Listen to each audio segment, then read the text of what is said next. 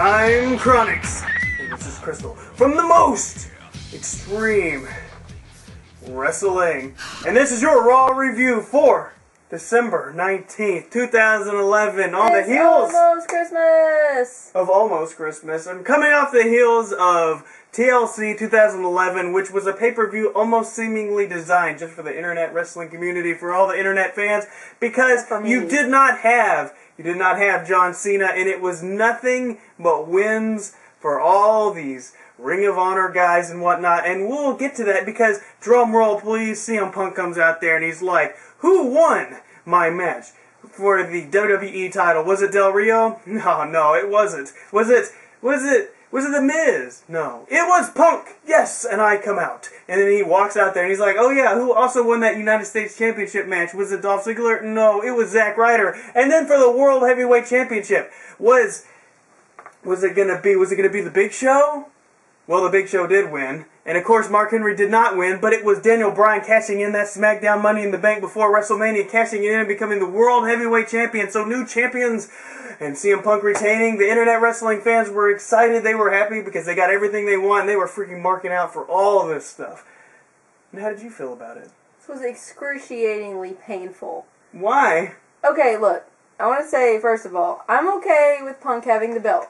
Because, I mean, acceptance. He is a really good talker. I think he deserves it.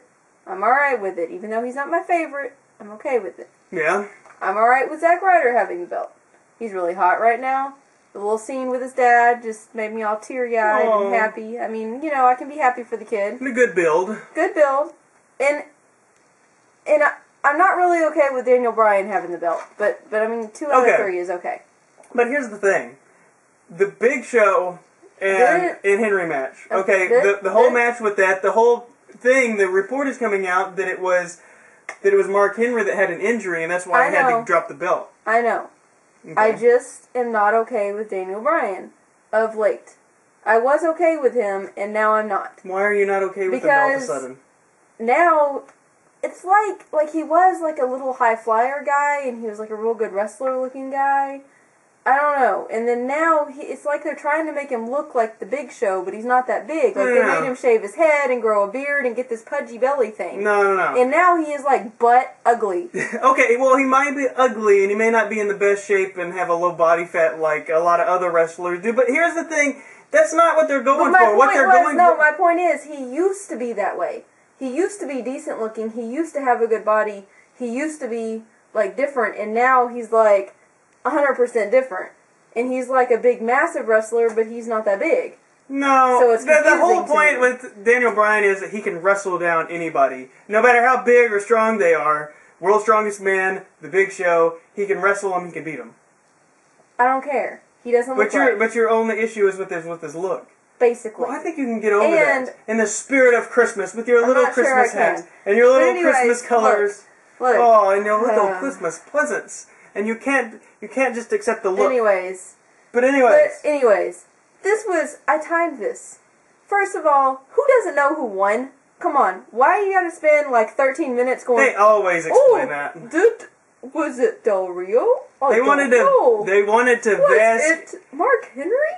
In the moment. No. Every champion gloats after a pay-per-view. 13 minutes. 13 minutes with all these guys standing out there. This is worse than any heel has ever done. This is worse than The Miz. But these were the good guys. I don't care. Even when The Miz gloats, he doesn't gloat for 13 minutes. Most guys gloat for 20 minutes in their opening promo. No. 13 minutes of, look how great we are. I just couldn't take it. Actually, after this, well, go ahead, you can tell what happens next is finally, after 13 minutes of Dolph Ziggler, The Miz, and Rio come down to the ring. Me just wanting to turn the TV off, or the computer off in our case. Yeah. And they come out, and I'm like, okay, Miz, Dolph, and Del Rio come out, duh. And then they have this fight, okay. Well, they try to get into the ring, but they don't let him in. Zack Ryder becomes a sacrificial lamb by jumping out, and then the wolves come and attack and try to beat him, but Punk and whoever else came ran away. Yeah, well, they came and helped, and then it made all the bad guys run away. No. They run up to they chase them to the entranceway. Laryngitis comes out and says, okay, we're going to state the obvious, and it's going to be a 3-on-3 match. main event, which So after this crap, I want everybody to know that this stupid segment angered me so much that I left for like a good 30 minutes because I couldn't take it anymore. And I just looked at Chronix and was like, I'm going to go play a video game because this is so horrible and I don't even think I want to finish Raw. Well, okay, you know, those faces are not my favorite guys either, but I feel good for them because it's they finally accomplished what they wanted to do. I said that I was okay with Punk having the belt and I was happy for Punk and I was happy for Ryder. I don't think they went over the top? Yeah. It was like too much. Well, yeah. It was too much. Like, I wasn't that happy. I wasn't 13 minutes happy. Okay, but I mean, but this was like for their fans. I know, but if they had come out and like held up the belt and then like walked off, I would have been fine. But it was like 13 minutes. And then they did that stupid thing. We eat more candy? Like, I don't freaking know. Okay. Alright? We all know, and I understand. Everyone watching this video knows that you're the only one that really feels like that. But we can deal with that. Now so I left, so I'm gone. You're gone. I'm playing Yoshi. We'll see. That's right. We'll see what it is that brings you back to Raw. Yoshi from years past. Anyways, alright, we get the first match of the night. It's a Randy Orton, Wade Barrett, spilling over from the pay-per-view where Randy Orton beat Wade Barrett, and I was very surprised at the way that match turned out at the pay-per-view. Alright, so now we get this match. They take him to the outside. Randy Orton's getting beat up outside. Go to the commercial break, come back. They're still fighting outside.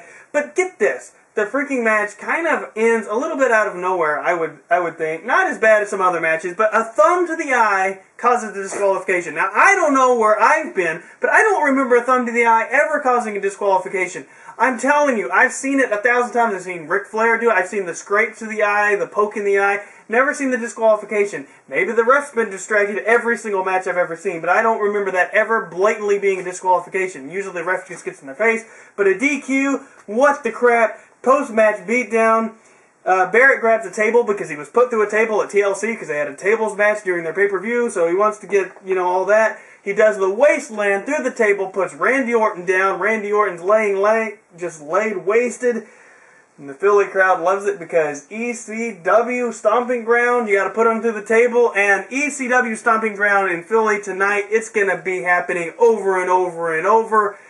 And we will see that continue throughout the night as ECW gets their mad props all night. ECW. Now, I wish I was in your position for this next match. Alicia Fox versus Beth Phoenix. Why do you wish you were in my position? That I wasn't watching this crap. You were playing Yoshi? I'm sure you can hear it echoing through the house. Yeah, as I said, heard you "Oh my God!" Because see, okay,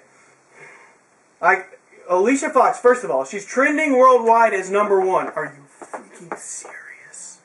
Now, as I get a Skype message from Fort Minor Project, I can't talk to you. I'm sorry. I'm trying to do the Raw review now. She beats with a Houston hangover. I don't know what she calls it, but it's a standing Houston hangover. Not from the top turnbuckle, but just a standing one. What is a Houston hangover? It's something that I think Booker T used to do, where they'd be on the top rope, they'd do like a swanton dive, kind of a flip, but leg drop, so a flipping leg drop. Alright. So, flipping leg drop. Yeah, does that to Alicia Fox standing and gets the pin out of nowhere. She does that, that's the end, and then a post-match interview by Alicia Fox. Oh my gosh, and look, I wrote this down for you. She says, "Hi, Foxy Holiday." Huh? Yeah, she says that. She said some other words, but Foxy she says, Holiday? it's going to be a Foxy Holiday because I'm Alicia Fox. But she says, "Hi." What? What promo school did this girl go to? Why is she even out here? I would almost rather see Kelly out there. Anyways, next match is going to be Sheamus versus Jinder Mahal. You're still not in here, are you? I'm still in here. I'm fixing to give it when I come back, I'll tell you. Jinder Mahal says something on the microphone, like he's going to put you in his place or something. It wasn't that interesting, so... Anyways, Jinder doesn't really get very much offense. He does get a little bit. I was thinking, okay, Jinder is kind of okay, but I didn't really get to see much else because... I don't really like Jinder. I don't like him. I'm really on the fence about this guy. They're trying to make him a monster heel, and I don't think they're willing to go far enough to make him that monster heel. He gets, the Irish... He needs to start, hating on America and stuff. Well, he kind of does. See, that's the thing. I'm just saying, if you're going to make him a monster heel, and he's, from... Oh, no, Teddy. Bad Teddy. Did he move the camera? Yes. It's okay. I will move it back. Now, he's rubbing his face on it. Bad Ted DiBiase. Now. Actually, no, you moved it too far. I moved it too far? Are you freaking serious? Yeah! There we go. Perfect. No, that's perfect. Alright, you say that's perfect. Well, go back and look. I can't get up. Oh my gosh. I'm wearing pajama pants. Who cares? No. We'll just slide off. But alright. Get the Irish curse and the Celtic cross censored. Because Crystal doesn't want you to see her pajama pants. Like, who cares? You know, people go in public with pajama pants. Shut up! Nobody can see my pajama pants. Celtic cross and Sheamus wins. Now. You're right. It was perfect. It is perfect because I am perfect. Hold up. Mr. Perfect. Whatever, You know, I had to re-censor you. It's all over the Hold on, let me re-censor you because you're insane. Hey, I found something that I lost. Oh my gosh. Alright, okay. Cena is ready. Cena is ready to rock or something. He's ready. He's mad about Kane. I don't know why I write. No. Oh, this is where I said back. No, I said he's ready to rock. What was I thinking? He's ready to rock. Ready for rock. Oh, he's ready for the rock. Look, let me go back a second. You said Sheamus won or something? Yeah. Alright, at this point, I'm playing Yoshi, and I can't pass this stupid level. And I thought to myself, you know, it's about to be 9 o'clock, and I should go back in and give Raw another chance, because, you know, it's my time to spend with Chronix, and it's something we do together, and quit being on your dadgum phone! No, I'm letting you do your thing while I'm telling him I'm busy. Anyways, and, you know, I should go back in there and spend time with him, and I should do that. So I re-enter right as Cena's starting his little promo thing. I guess I'll continue since you're real busy on your phone like you have been like 24 hours a day since you got the iPhone. No. Yes. Alright, so. Anyway, so Cena's like, I'm going to say something that's going to be shocking, like really shocking. People don't like me. Then You for real said that? I totally missed that. That's the first thing he said. I wasn't listening. I was like, come on, Cena. Like, really? And then he says, he does his little rock promo. And then, alright. He's got to mention Kane. No. This is where I have another huge problem, okay? Because he's like, there's a monster loose, and he's the big red monster, and he attacked me. And everybody's like, yeah, Kane, and everybody's afraid of Kane. Guys, like 2 weeks ago, maybe like a month ago, the guy who was on the ground going, Show, are you okay, Show? I love you, Show. I'm such a teddy bear. Show, I love you.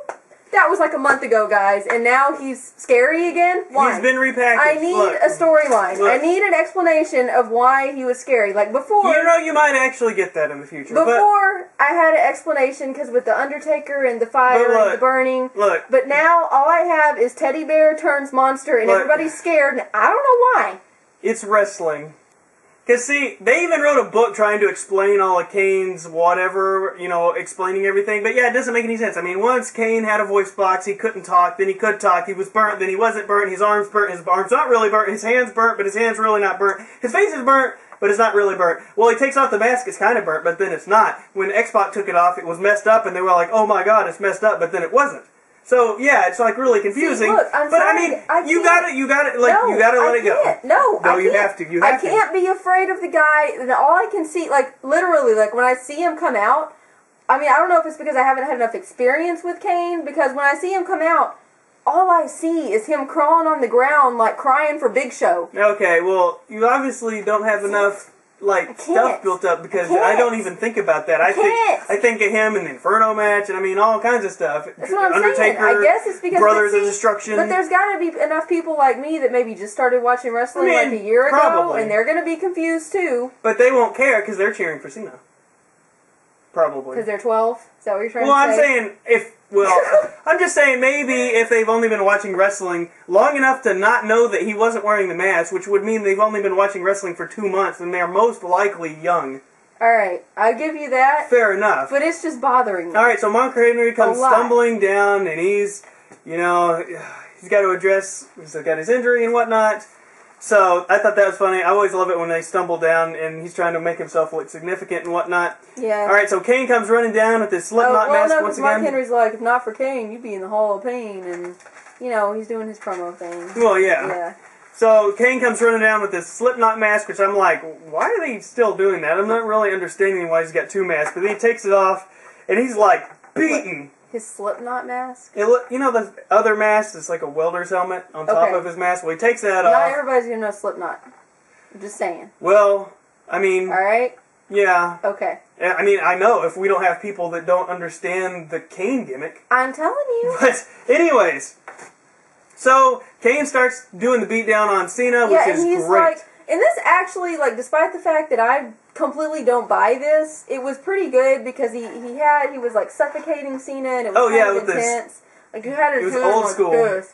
I mean, like, you gotta demonstrate, because his hand was, like, much bigger than Cena's face. And it was, like, I mean, first of all, he does that uppercut punch. Yeah, and so, I mean, that was, like, pretty dramatic, because it was like he was trying to kill him, and it was, like, more hardcore. Then he rips his shirt off. Well, and there's blood.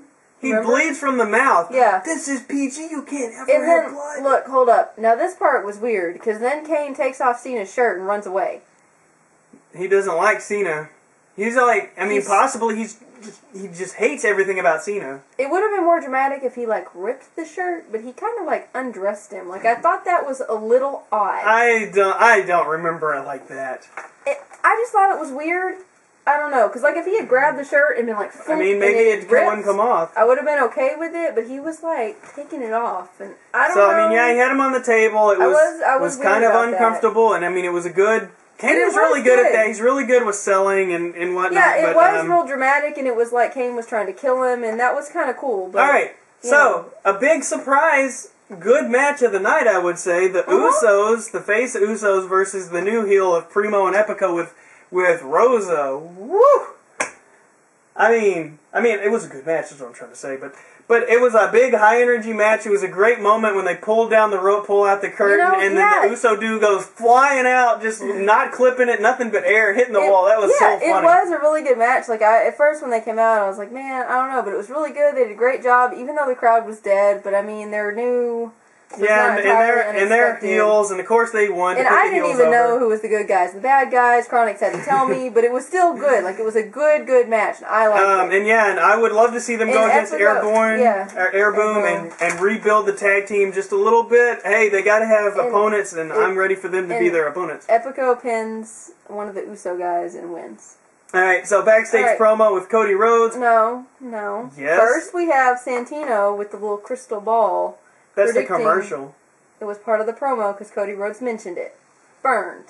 Anyways, it said Santino's like predicting him as the Royal Rumble winner. And then Cody Rhodes comes on there and says... By the way, the whole point of the commercial is to let everybody know that anybody could win the Rumble, which we know that's not the case, but you know. But it doesn't matter because Cody Rhodes got on there and was like, I don't know what Santino's talking about. He's ridiculous with that crystal ball. So see, it tied in. Crystal ball. Thank you. Does Crystal have a crystal ball? No, I do not. You do have a snow globe. Actually, I don't have a snow globe. Yeah, we do. We have a snow. Well, it's not a snow globe. It's like our little wedding people. Yeah, but it's not a snow globe. It's, okay. It's a regular globe with no snow. Well, it has stuff that flies around. But anyways, Santino's going to offer a present, but Cody Rhodes does not want the present. First of all... I gotta get on this because you wasted so much time talking about how much you hate Daniel Bryan or whatever. Anyways, we're fine. Anyways, first of all, I want to know, they're already building the pay-per-view? Like, usually don't do this till like a week before. Good. I'm glad. Yeah. Anyways, and so Cody Rhodes goes this thing about he's going to win, and then Santino comes in with the present. Okay, Santino comes in with a present. He's like, do you want this present? Cody Rhodes is like, no, I don't want this present. Go away. Get away from me, you creepy little, CLB. And then he's like, pow! It's the Cobra. Anyways. And it was really funny. It was a good, funny moment, and the crowd couldn't help but laugh. So, Santino, no matter how much ridiculous he is, people still laugh at him. Yeah, and then we have this thing, like, that says TLC was the most socially active. I don't get that, because they said out of TV, but that was on pay-per-view. Does that count? I don't know, yeah. I didn't get that. And, I mean, that just made me laugh, because they said socially active, like sexually active. I mean, yeah. I didn't think of that. I didn't think of that. Because people said that, because you said that in high school so much, they're like, are you sexually active? And so it's like socially active is like the nice way to say that. I know, I don't know. Anyways. I wouldn't want my parents knowing I was socially active. I know, right? Alright, Brie and Bella get a... No, first you have the Santino versus Cody Rhodes match. That lasted not very long. 5 seconds. As the spine buster and Cody wins. Yes, now move on. Alright. Going too fast. I forgot about that. Slow it down. We're okay. No, we're not okay. Brie and Bella and John Laryngitis. Wow. Vicky's... Yeah, they're all over him. And then... Oh, and then they're like, the board is watching Teddy Long.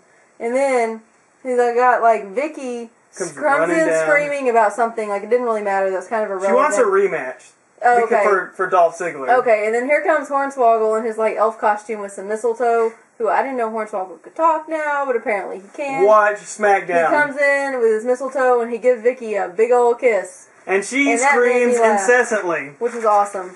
Alright. So Zach's dad, they show that little promo with, his win and everything. Yeah. Alright, so Big Show's backstage interview. Uh-huh. Yeah. So, what? I like how you've got some notes right here. Talking about Big Show. Yeah, I do. They have Big Show interview. Why does it say, because it says BS and, what? Why does it say BS and MF on your notes? Well, because I abbreviate the names of all the wrestlers, like Del Rio is DR. Who's BS? And Big Show. Who's MF? Mick Foley. I'm getting there. Look, you're ruining my thing here. Big Show is on the interview. Notes. Big Show is on the interview saying, like, I had the belt, and it was in my hand, and I worked so hard for it. I couldn't help but laugh at this promo. And it was, like, there, and so I wrote down, careful, you are really starting to sound like Mick Foley. Oh, because he's whining? Because he's whining. I worked so hard. I fought and clawed my way to the top, and I thought, taken away from me. Actually, it was a pretty good promo. No, it wasn't. It was crap. And then Josh Matthews is like, you had the shortest World Heavyweight Championship reign ever. And then he just stares at him, and he, like, starts crying and runs away. No. What he does, there's an awkward pause, which is great. It's a great clip, because they're like stalled game, and then he goes, okay, and then he walks off. But he, like, looked like he was about to cry. Okay, This was crap. Okay, don't try to defend this. Okay, whatever you say. Anyways, we go to the next segment. We're going to go into the main event. Before we go into that main event, we get another It Begins promo, which was pretty much all with the chick, and they say profitless. So who's it going to be? Everyone says Chris Jericho, but I'm going to say, I don't care what anything happens, I'm going to say Undertaker, because there's no way that you can tell me that every single thing in that promo leads to Chris Jericho, because that just can't be the case. They're screwing with us, no matter who it is. Not every single thing in this promo can all lead to the same thing. So now we go into the promo, or into the match with The Miz, Rio, and Dolph versus Punk, Daniel Bryan, and Zack Ryder. Now, this is actually a pretty decent match. Now, before we get to the match, though, all the faces come through the crowd to respect. Once again, we'll get back to that, the ECW whole genre of them coming through the crowd, and the crowd causes me to roll my eyes. Of course the crowd loved it, because they're coming right through them. Yeah, I would have loved it too if I was So they made a big deal about this. Now, this match was so good, it was so fast, and I love the fact that they had all these guys like The Miz and Dolph Ziggler, Punk, Daniel Bryan, Zack Ryder, all future guys of the company, and it just was a great match, and I can't even remember. Oh, it was Daniel Bryan. I wrote down what happened. No, let me talk here. We're okay. No, we're not. We got like 1 minute. No, we don't. The faces dominated first, and then, like, The Miz and Daniel Bryan, like, really start tangling up, and I noticed that they have, like, the same ring gear, which was really throwing me off there for a while. Even though they look totally different, so it wasn't a big issue, but they really look the same. Their boots and their little butt thing. Butt thing? Underwear. Trunks? Trunks. Alright. Oh. And so they have a good match, and at the very end it ends with Del Rio tapping out to Daniel Bryan, considering everybody else gets scattered as per the usual in tag team match. But it was real good. Del Rio taps out to Daniel Bryan, and that was the end of the show. Now it's time to open presents, isn't it? No. Oh.